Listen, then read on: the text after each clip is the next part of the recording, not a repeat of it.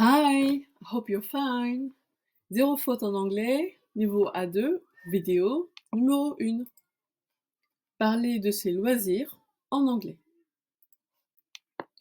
Avant de commencer la vidéo, je voulais juste vous informer que nous vous proposons le livre suivant, Grammaire anglaise, Grammar for Movers, que vous trouverez, troisième édition, que vous trouverez sur grammairanglaise.fr sous l'onglet Nos 14 livres de grammaire anglaise et de vocabulaire anglais. Vous pouvez également scanner le QR code suivant et vous amène directement sur la page relative au livre Grammar for Movers A2 élémentaire, troisième édition. Nous vous rappelons également que vous avez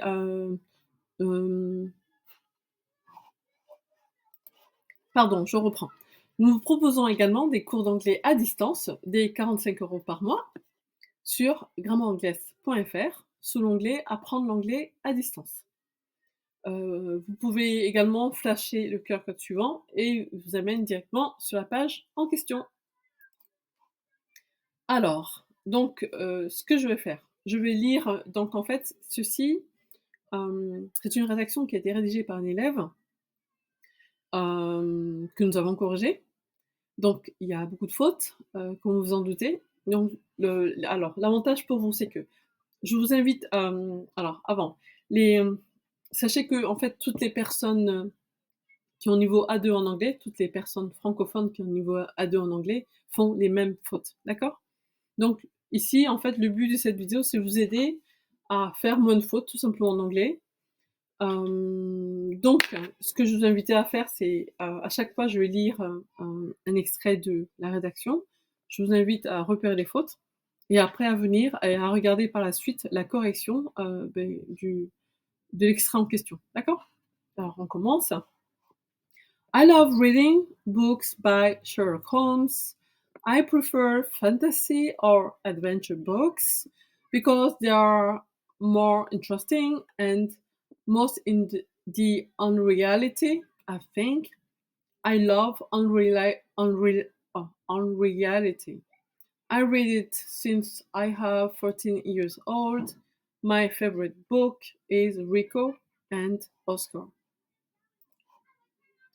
Alors, les corriger. Donc, tout en haut de la page, vous verrez les mots, certains mots ont été barrés en rouge parce qu'ils sont incorrects.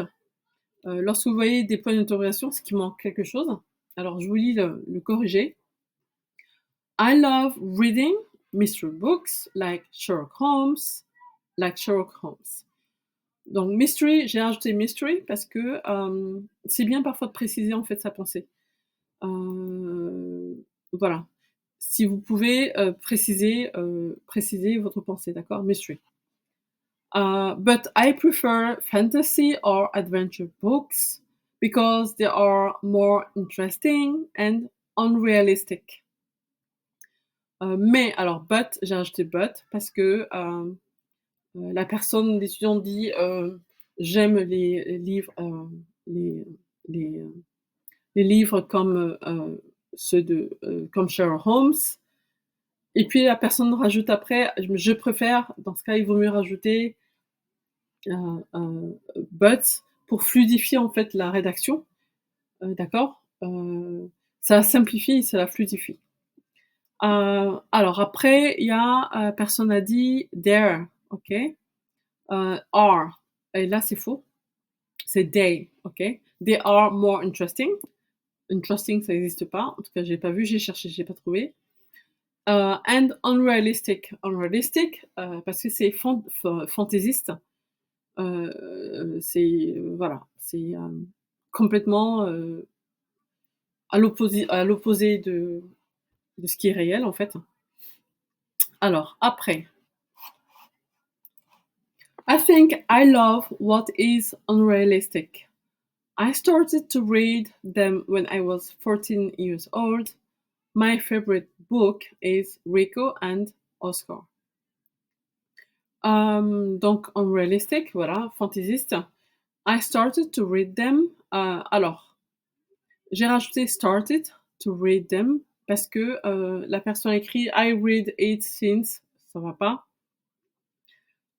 J'ai corrigé, voilà, donc j'ai commencé à lire quand j'avais 14 ans. Donc c'est vrai qu'en français on dit j'ai 14 ans, mais en anglais on va dire I am, d'accord? I am 14 years old. OK? I started to read them when I was, donc j'ai mis them parce que, il s'agit des livres en général. When I was, et when c'était, when I was, voilà, 14 years old, et non pas since, I have 14 years old. OK? Si vous avez des questions, par rapport à cet extrait en particulier ou aux autres, hein, n'hésitez pas à laisser des commentaires et à me poser des questions. On continue. Donc pour rappel, they, c'est il ou elle. There, c'est là-bas, ou over there. Over there, c'est encore mieux, mais there, ça se dit aussi. There ou over there, là-bas. There is a book, il y a un livre. There are books, il y a des livres, d'accord? There are, there is. Faites attention entre les deux. I do a lot of animal, flower, and everything I want in paper. I think it is called origami. I do it with different types and different colors of paper. I play chess with my dad, but I never win because he's too good in it. Dis donc, il y a plein de fautes, hein. Voilà, alors continue, corriger. Je vais lire et puis je vais faire des commentaires après. I make a lot of animals, flowers, and everything I want with paper. I think it is called origami. I make them with different types and different colors of paper. I play chess with my dad, but I never win because he's too good at it. Donc, make do. Alors, on emploie, en français, on va dire faire, d'accord? En anglais, ça sera make or do.